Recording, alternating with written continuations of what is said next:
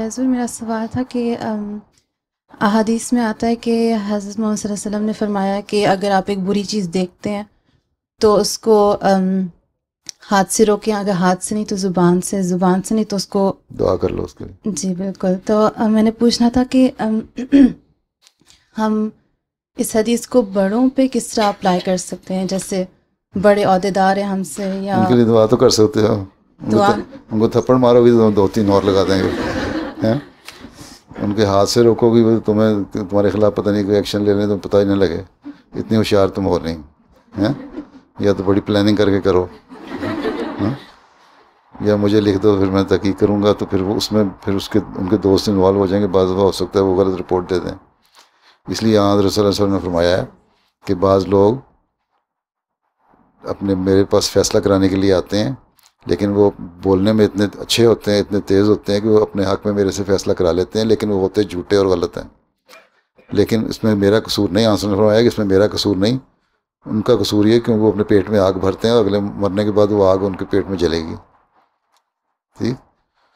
تو ان کے لیے دعا کرو. ہم بہت سارے کام ہیں. مجھے لوگ کہتے ہیں جی تم لوگ بڑی تقریریں کرتے ہو، جی حکومتیں یہ نہیں کرتی وہ نہیں کرتی، ان کو روکتے کیوں نہیں. ہم نے کہا ہمارے پاس حکومت تو ہے نہیں. اللہ تعالیٰ نے کہا اگر تمہارے پاس طاقت ہے تو طاقت سے روکو.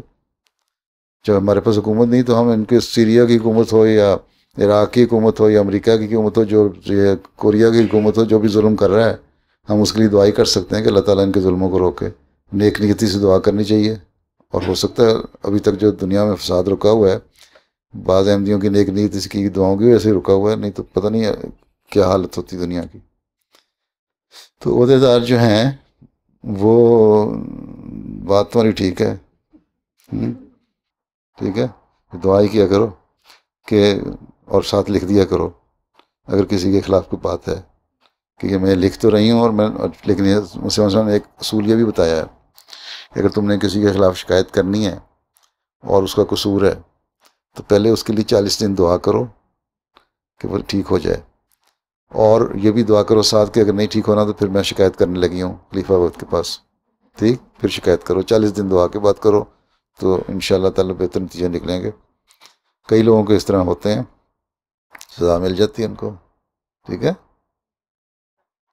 یہ اور بات ہے کہ کوئی غلط رپورٹ دے کے کوئی اچھی باتیں چکنی چپڑی باتیں کر کے ہیں مرچ مسالے لگا کے میرے سے فیصلہ کروا لے، لیکن اگر چاہے جتنا مرضی بڑا عہدیدار ہے اگر اس کو پتہ لگ جائے غلط ہے تو اس کو سزا ضرور ملتی ہے. ٹھیک ہے. اگر تمہارے سزا کسی کو دلوانی ہے تو بتا دیتا ہوں.